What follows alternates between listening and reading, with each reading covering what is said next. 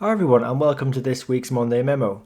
Now I hope you had a great weekend. Actually, this past weekend, myself, my significant other, we were able to watch a movie we hadn't seen in a while and some of you might have seen before. It was called Jerry Maguire. It actually happens to be one of my all-time favourites, which is an odd thing probably to say as a finance person because for those of you who have seen the movie about Jerry Maguire, he's a sports management agent going through a life-altering crisis of conscience.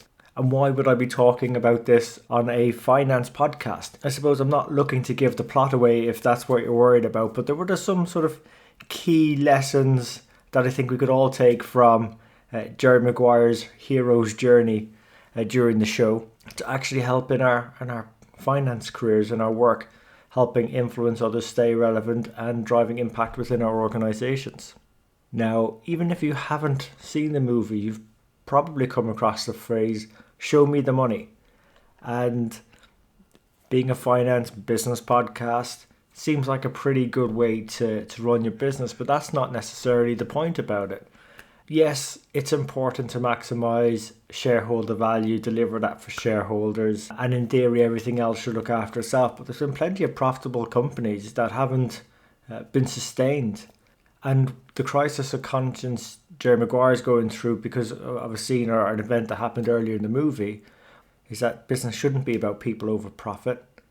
Even though, funny enough, his main client in the movie does tell him that it's profit or nothing, that's where show me the money comes from. And he actually gets Jerry Maguire to say that, show me the money. It's quite a funny scene. Because the way it plays out in the movie is that Jerry Maguire and his client are a bit of an odd couple. They end up becoming very close.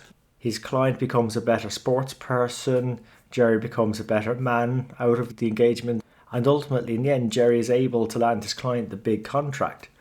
And that's, in my mind, similar to what we should be doing in finance. It's, yes, great to have a successful financial results, but it's more about the journey of getting to showing me the money. It's helping our business partners, our stakeholders, the different parts of the business we support, even the teams we support, those around us within our finance teams, is helping them be more successful, identifying opportunities with them to be more effective, more productive.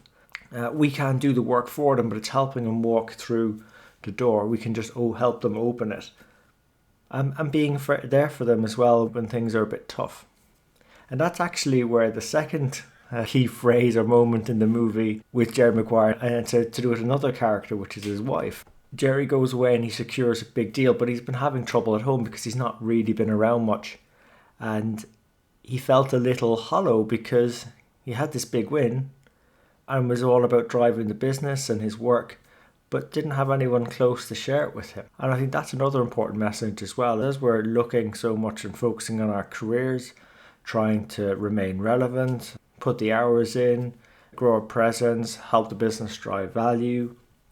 They're very much, in my mind, short-term achievements. It may feel like we're working towards something in a yearly plan or quarterly goals, quotas, or trying to manage monthly budgets, but essentially they're relatively short-term.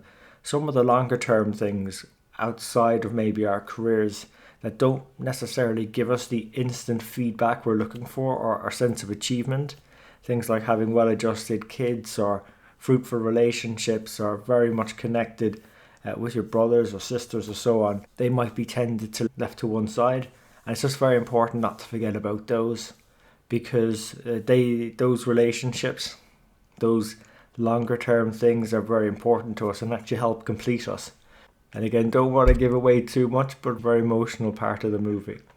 And then I suppose for me, a third and maybe the final key one I'll share is another funny moment where Jerry's begging with one of his clients to help me help you. For us to be effective and have meaningful careers and be involved in meaningful conversations, we really need to know where best to help. And that sometimes that takes a great degree of patience because in accounting, in finance, when we step back, we tend to have a very good visibility of the business, how things fit together, where things are going, being able to break things down and tell stories around the numbers and so on. But it might be frustrating sometimes when perhaps other people don't necessarily see that. So one key way of helping people move forward and overcoming that is really understanding their expectations. And that's what this Help Me, Help You is all about, is understanding each other's expectations so that you can both move forward in probably a more effective and more efficient manner. Less stress for all parties concerned. But in finance, I suppose it's like when we sit down with other people in our teams, in our organisation, those we support. It's like a partnership. It's really understanding where they're coming from so we can better help them, and also sharing with them the importance of the clients and stakeholders and other people providing you with transparent answers so you can put your best self forward and deliver the best value for them as well. And I think that's a very important thing at the start of any good relationship. Look to understand expectations. I talk about haves and wants all the time. Once someone's expectations, what it is they want, what it is that they currently have, and start closing those have-want gaps. That's a great way of building trust, demonstrating value, and hopefully lead to longer-term, meaningful relationships and fun at work. Now, look, I've only shared 3 sort of key moments from the movie. There's probably other ones. You might have your favourites. Would love to hear about them. I think some other popular ones, You Had Me at Hello or Kwan. And I'm still trying to figure out what Kwan is, so if someone could help me, that'd be really good. And I suppose that's the essence of the Strength in the Numbers show and why we bring guest mentors on for interviews every week. It's to help us understand the things we might not maybe know so well or a bit uncertain about in terms of how we go about things. It's much easier if someone's probably walked the path before us and been able to share with us their hard-won lessons, what worked for them, what didn't, what they might have done differently, the best bits of advice they've received in their careers, and also looking forward, what's exciting them most about finance, so that we can maybe start capitalising on the right areas that might keep us motivated and interested in sustaining our careers in accounting and finance into the future. So look, really hope you enjoyed this episode. If you did, we love it when you share it with your friends and colleagues. We're on all the major platforms: iTunes, Stitcher, SoundCloud, YouTube and Spotify. And as always, really appreciate you investing your time with us today. So until next time, take care of yourselves and let's keep on building our strength in the numbers.